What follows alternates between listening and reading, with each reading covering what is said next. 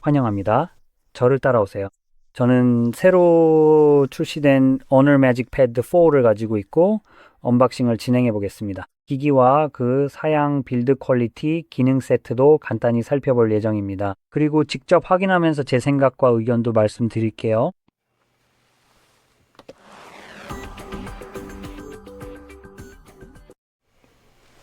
자, 이번이 처음으로 이 제품을 손에 쥐어보는 순간입니다. 그래서 이건 거의 라이브 리액션이라고 할 수 있겠네요. 이렇게 표현해 볼게요.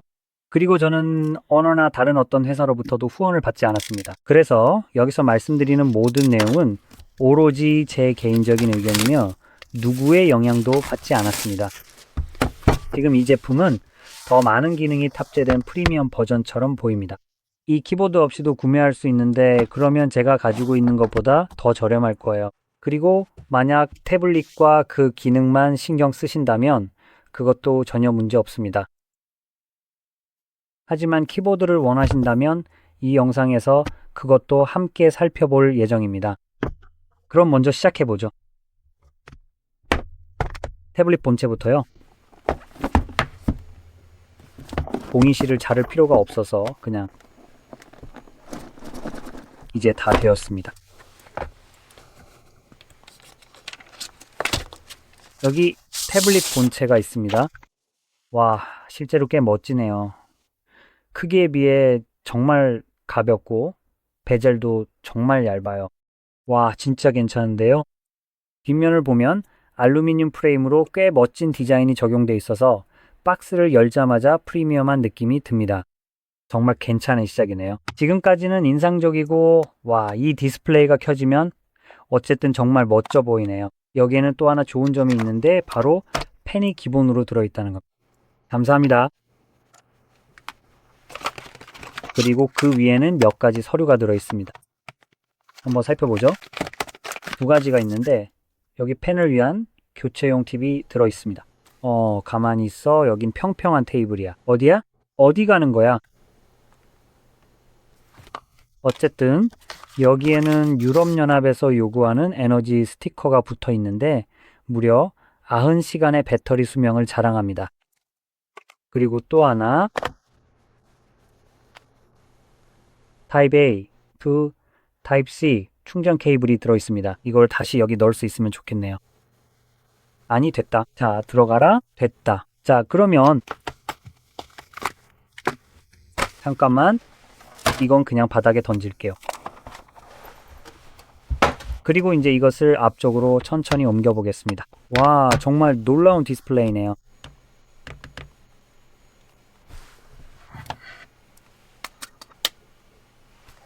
먼저 페어링을 해야겠네요. 아마 이 기기를 UH펜과 페어링 하려면은 설정이 필요할 것 같아요. 그래서 어떻게 할지 아시죠? 하는 김에 펜 자체도 잠깐 살펴볼게요.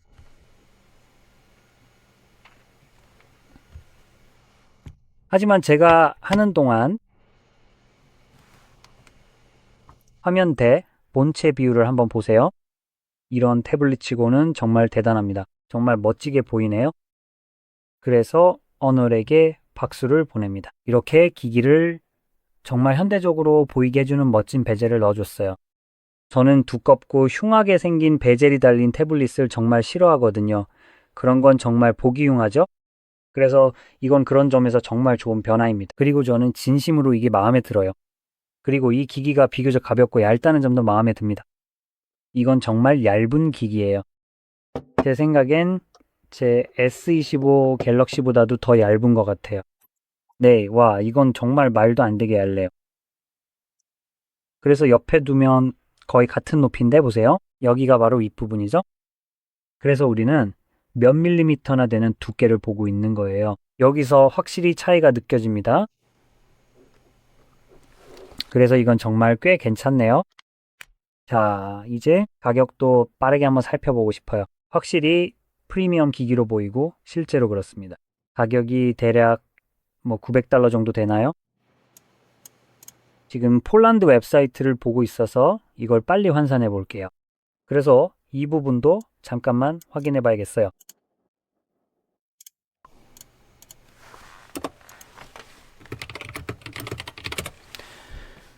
그게 약 960달러 정도인데 400달러 할인을 해주니까 실제로는 100달러 정도 더 저렴해서 할인받으면 약 860달러쯤 됩니다.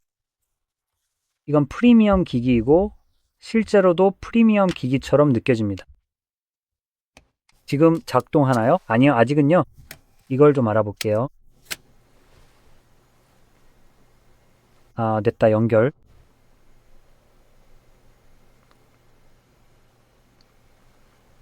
연결됐나요? 아, 됐네요. 좋습니다. 펜 자체는 잠깐만요.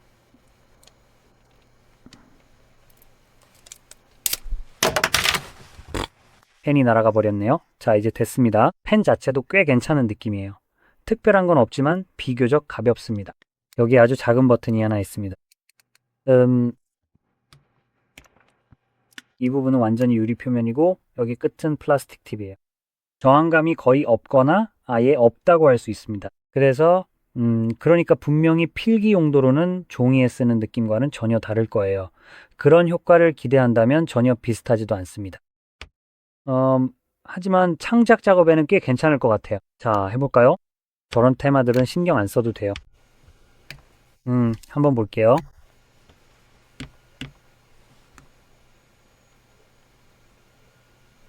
이건 꽤 정확해 보이네요.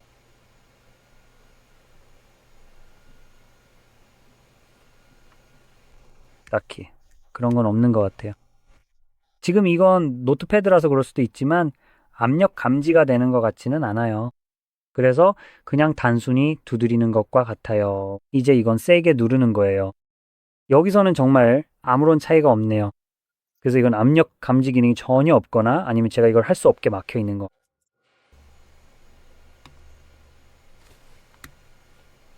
네, 역시나 아무런 변화가 없네요. 여기서 압력 감지는 전혀 안 되는 것 같아요. 이게 뭐지? 아, 이건 똑같은 거네요. 그래서 뭔가 그림을 그릴 수 있는 걸 찾아보려고 하는데 이 목적에 쓸 수 있는 애플리케이션이 두 개밖에 없고 둘 다 여기서 압력 감지를 지원하지 않는 것 같아요. 그래서 펜이 그걸 지원하지 않는 건지 잘 모르겠지만 참고할 만한 점인 것 같아요. 어쨌든 이제 이 제품의 사양으로 넘어가 볼게요. 이 제품은 프리미엄 기기인 만큼 가격에 걸맞은 사양을 갖추고 있습니다. 와, 대박. 이 기기가 정말 대단하네요. 전혀 타협하지 않은 것 같아요.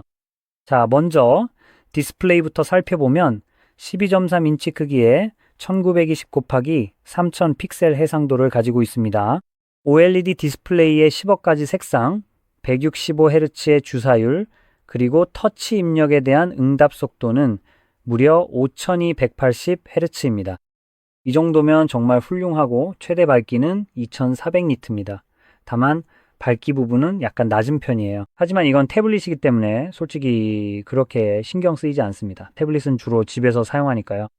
그리고 지금도 밝기를 최대로 올리면 제가 필요로 하는 만큼 충분히 밝습니다. 그리고 2400니트라면 이 기기를 직사광선 아래 야외에서도 충분히 밝게 사용할 수 있을 정도입니다. 제 삼성 S25도요. 비슷한 밝기를 가진 것 같은데 그 기기도 직사광선 아래에서 사용할 수 있습니다. 그 점에 대해서는 전혀 문제가 없습니다. 물론 훨씬 더 밝은 디스플레이도 있지만 이건 태블릿이고 2400니트면 직사광선 아래에서도 충분히 밝게 사용할 수 있습니다. 그래서 여기에는 전혀 문제가 없습니다. 이 정도는 기대했던 바입니다. 이제 다음으로 넘어가 보겠습니다. 화면대 본체 비율이 90.7%로 태블릿에서는 거의 전례가 없는 수치입니다. 보통은 베젤을 대충 처리해서 보기 흉한 베젤을 주는 경우가 많은데 허너는 이 제품을 정말 멋지게 만들기로 결정했습니다. 가격에 걸맞고 2026년에 출시된 제품답게 보여야 할 모습 그대로입니다. 이제 픽셀 밀도 측면으로 넘어가 보면 1920 곱하기 3000 픽셀 덕분에 현재 인치당 290 픽셀을 보여줍니다. 물론 이게 가장 선명한 디스플레이는 아니지만 그냥 보기에는 저한테는 충분히 선명해 보입니다. 자, 제가 시력이 2020은 아니라는 점도 참고하셔야 합니다. 하지만 이건 1080p입니다. 아, 사실 아니네요. 죄송합니다. 이건 1080p보다 더 높아요. 거의 4K 해상도에 가깝고 약간 그보다 낮은 정도입니다. 그래서 이 디스플레이는 여전히 꽤나 선명합니다. 어쨌든 이제 이 기기의 내부로 들어가 보면 배터리 용량이만 밀리암페어시가 넘습니다. 이렇게 가볍고 얇은 기기라는 점을 생각하면 정말 놀라운 일입니다. 한번 보세요. 펜 자체가 기기 전체보다 더 두껍습니다. 정말 얇은 기기라는 걸 알 수 있죠? 비교할 만한 무언가를 꺼내보려고 하는데 뭘 보여드려야 할지 잘 모르겠네요. 네, 여기에는 비교할 만한 게 없어서 그냥 제 말을 믿으셔야 할 것 같아요. 그리고 이게 카메라에 잘 보였으면 좋겠네요. 정말 얇아요. 그래서 이 기기가 이렇게 얇으면서도 1110mAh 배터리를 탑재했다는 걸 생각하면 정말 대단한 일입니다. 또한 66W로 충전이 가능한데 이 정도 플래그십 기기, 특히 허널 제품이라면 약간 낮은 편이긴 하죠. 저는 한 100W 정도를 기대했는데 솔직히 66W도 괜찮아요. 개인적으로는 이 가격대라면 100W를 지원하는 게 더 현명한 선택이었을 것 같아요. 가격대에 맞춰서 말이죠. 하지만 개인적으로는 66W도 이미 충분히 빠르기 때문에 더 높은 속도가 꼭 필요하다고 생각하지는 않아요. 그리고 사실 이런 기기에 맞는 충전기를 사려면 더 비싸지기도 하니까요. 이제 만약 이미 꽤 많은 돈을 쓰고 있다면, 그렇죠. 이런 기기에 900달러나 쓰는 사람이라면 아마 이 회사에서 괜찮은 충전기도 같이 사고 싶어 할 거예요. 그래서 여러분은 저와 생각이 다를 수도 있지만 결국엔 여러분이 무엇을 중요하게 생각하느냐에 달려 있습니다. 그리고 이게 얼마나 얇은지 보여드릴 방법을 생각해 봤어요. 여기에 타입C 포트가 있는데 이 기기는 타입C 포트보다 거의 두껍지 않아요. 글쎄요. 아무튼 여기 들어있는 배터리는 꽤 괜찮아요. 이제 램과 저장 공간으로 넘어가 볼게요. 이 기기는 두 가지 옵션이 있습니다. 제가 지금 가지고 있는 이 제품이 아마 더 저렴한 모델일 거예요. 태블릿 정보를 빠르게 확인해 볼게요. 아, 아니네요. 여기 있네요. 램은 12기가이고, 네, 이게 더 저렴한 모델이 맞네요.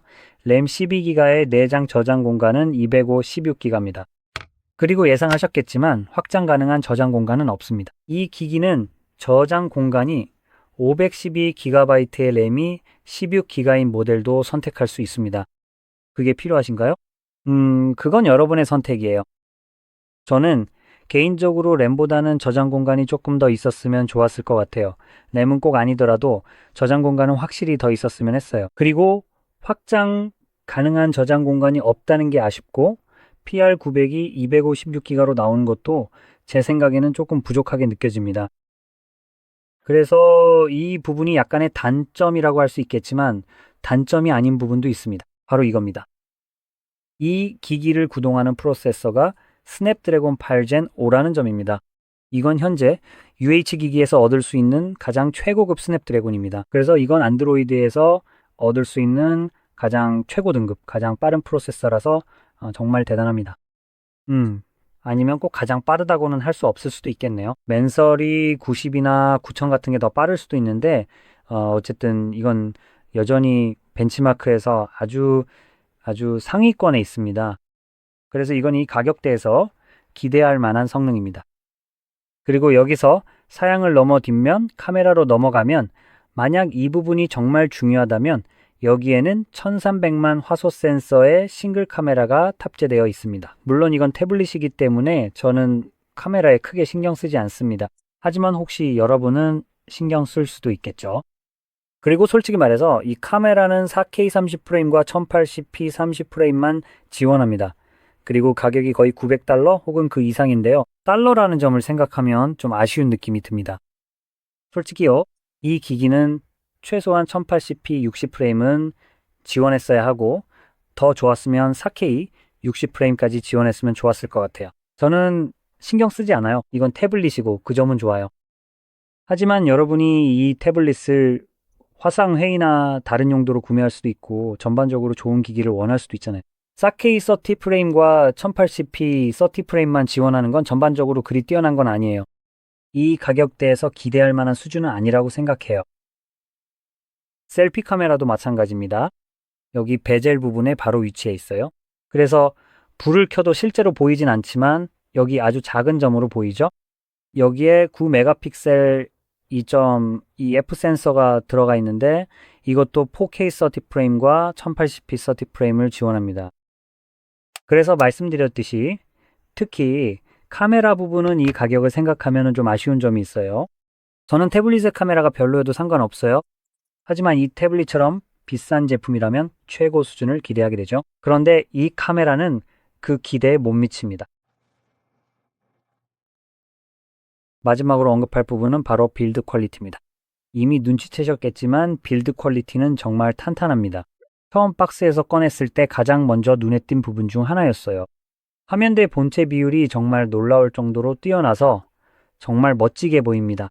기기를 전체적으로 감싸는 일체형 알루미늄 바디 덕분에 굉장히 고급스럽게 느껴집니다. 기기가 가볍지만 꽤 견고하기도 해요. 그래도 제리가 이걸 만지게 된다면 분명히 반으로 부러뜨릴 수 있을 거라고 생각해요. 여기에는 기본적으로 내구성 있는 기기로 만들 만큼 충분한 소재가 들어가 있지 않아요. 네, 이건 정말 쉽게 부러질 수 있을 것 같아요. 저는 시도조차 하고 싶지 않네요. 그러니까 이게 가장 내구성이 좋은 기기는 아닐 수도 있다는 점만 알아두세요. 확실히 프리미엄 기기긴 하지만 내구성은 떨어질 수 있습니다. 그래서 그러면 이제 자연스럽게 다른 부분으로 넘어가 보도록 하겠습니다.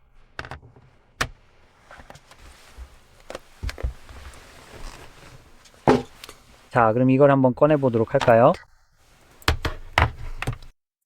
태블릿용 키보드 케이스인데 이건 허널 매직 퍼드 스마트 키보드입니다.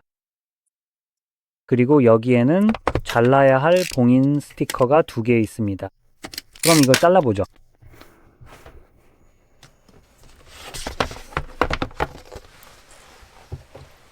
네, 요청하신 물건 여기 준비해드렸습니다.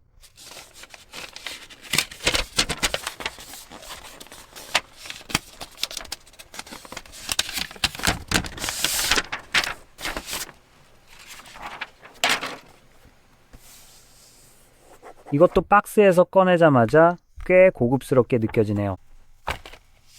하지만 여기 안에는 뭐가 들어있을까요? 뭔가 무거운 게 들어있는 것 같은데 그래서 그냥 서류네요. 겉으로 봐도 네, 그냥 서류뿐이네요. 알겠습니다. 꺼내면서 이미 말씀드릴 수 있는 단점이 하나 있는데요. 그건 바로 이 제품을 지지해 줄 만한 어떤 종류의 받침대도 없다는 점입니다. 애플의 폴리오 케이스를 부분적으로 모방하려는 이런 제품을 사용할 때 만약 그렇게 해줬다면 정말 좋았을 것 같아요. 이런 식의 힌지가 있어서 제품이 공중에 떠 있는 것처럼 보이고 단순히 여기 아래쪽에 자석으로만 붙어서 홈에 끼워지는 방식이 아니었으면 좋겠어요. 둘 중 하나라도 괜찮긴 해요. 하지만 다시 말하지만 이건 $900짜리 기기입니다. 그리고 이게 별도로 구매해야 하는 거라면 확실하진 않지만 그렇다고 가정하겠습니다. 프리미엄 기기를 위해 추가 비용을 지불하게 되는 거죠. 이제 정말로 프리미엄 기기라는 게 분명하게 드러납니다. 하지만 사용성 면에서는 프리미엄 느낌이 들지 않습니다. 질감은 꽤 좋습니다. 견고해 보이긴 하지만 본질적으로 프리미엄 감성은 느껴지지 않아요. 예를 들어 애플의 폴리오 케이스처럼요. 애플은 그렇게 하고 정말 프리미엄 기기를 만들고 싶다면 말이죠. 이런 부분도 이 제품에 적용됐어야 한다고 생각합니다. 그래서 이 부분은 좀 아쉬운 점인데 그냥 기존에 제공하던 별로 좋지 않은 케이스를 그대로 준 거죠. 다른 태블릿에 제공하던 케이스에서 뒷면만 이 태블릿에 맞게 조정하고 크기만 바꾼 겁니다.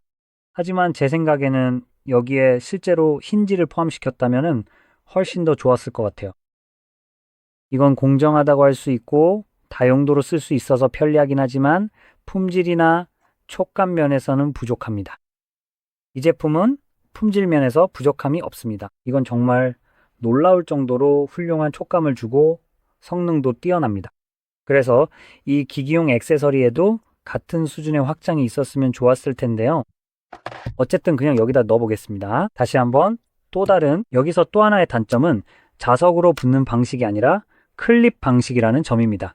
그래서 여기 클립 그리고 아래쪽에도 클립이 있습니다. 그래서 이것도 더 잘 만들 수 있었겠지만 그렇다고 해서 그 점이 더해지는 건 아닙니다. 케이스가 좀 저렴해 보이는 느낌이 있죠? 그리고 또 한 가지 볼 수 있는 점은 이게 그냥 계속 흔들리고 있다는 겁니다. 이제 아래쪽으로 옮겨도 여전히 흔들립니다. 물론 이게 책상 위에 있고 그냥 키보드를 두드릴 때는 이런 일이 일어나지 않습니다. 하지만 한번 움직이면 뭔가 좀 어색한 느낌이 듭니다. 제가 말하려던 게 바로 이겁니다. 이건 그냥 AI 버튼이에요. 세상에 전 이게 지워진 줄 알았네요. 하지만 솔직히 말해서 저는 이게 지워졌으면 더 좋았을 것 같아요. 역겨운 AI 버튼이 있는 것보다는요. 지금은 로고에 대해 얘기하고 있는 거예요. 안녕하세요. 제가 말하는 건 바로 여기 있는 이 작은 로고에 대한 거예요. 실제 버튼 자체가 아니라 그런데 버튼은 더 최악이에요. AI 전용 버튼이 있다는 사실 자체가 마치 우리가 AI를 정말 좋아하는 것처럼 말이죠. 아마 우리 모두는 예를 들어 오픈 AI가 망한다면 정말 기뻐할 거라고 감히 말할 수 있을 것 같아요. 그런 일이 생기면 저는 분명히 집에서 파티를 열 거예요. 정말 기다려지네요. 알트만, 엿먹어라. 어쨌든 이 제품에 대한 제 최종 소감은요. 이건 정말 프리미엄 태블릿이고 카메라를 제외하면 훌륭한 기능들을 많이 제공합니다. 그리고 전반적으로 이 태블릿 자체는 정말 잘 만들어졌고 아주 좋은 기기라고 생각합니다. 삼성이나 아이패드 같은 플래그십 기기들과 경쟁할 수 있을 거예요. 물론 아이팟 같은 것들도 있죠. 애플 제품이기 때문에 열성적인 팬층이 있을 테지만 안드로이드 용도로 본다면 삼성과도 충분히 경쟁할 수 있다고 생각합니다. 하지만 경쟁이 안 되는 부분이 바로 케이스입니다. 만약 케이스를 따로 사야 한다면 그게 과연 값어치가 있는지 잘 모르겠어요. 개인적으로 말하자면 만약 제가 이런 제품을 산다면 이걸 위해 몇백 지워티를 써야 한다면 차라리 이런 것과 비슷한 누피 키보드 같은 소형 키보드를 사는 게 더 나을 것 같아요. 하지만 이건 완전한 기계식 키보드이면서도 로우 프로파일이고 여기에 폴리오 케이스를 같이 사는 게 더 나을 것 같아요. 기본적으로 키보드를 감쌀 수 있는 작은 케이스인데 열면 자석으로 케이스에 붙어서 키보드를 세울 수 있게 해줍니다. 그래서 거치대가 있어서 태블릿을 거기에 딱 올려놓을 수 있는데 요즘엔 이런 게 꽤 괜찮은 기능이죠. 제가 정확히 말하는 제품은 네트워크에 연결하지 않아서 아마 제 휴대폰으로 한번 보여드릴 수 있을 것 같아요. 하지만 제가 무슨 말을 하는지 보여드리고 싶어서 이걸 꺼내고 싶어요. 그러니까요. U5L 아마 60이었던 것 같아요. 이미지를 한번 볼게요. 네, 이런 식의 키보드입니다. 하나. 아주 작고 여기서 바로 볼 수 있죠. 큰 키보드는 아니에요. 그런데 이 이미지가 있는지 한번 볼게요. 없네요. 폴리오 이미지가 어디 있지? 아, 여기 있네요. 이 케이스를 보면 지금은 닫혀 있지만 기본적으로 펼쳐서 사용 가능합니다. 찾아볼 수 있을지 한번 볼게요.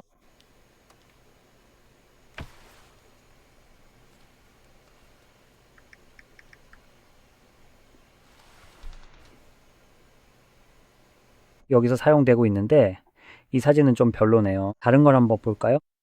아, 네. 이 사진이 훨씬 더 선명하고 잘 표현된 것 같네요. 그럼 이제 디스플레이 밝기를 최대한으로 한번 높여보도록 하겠습니다.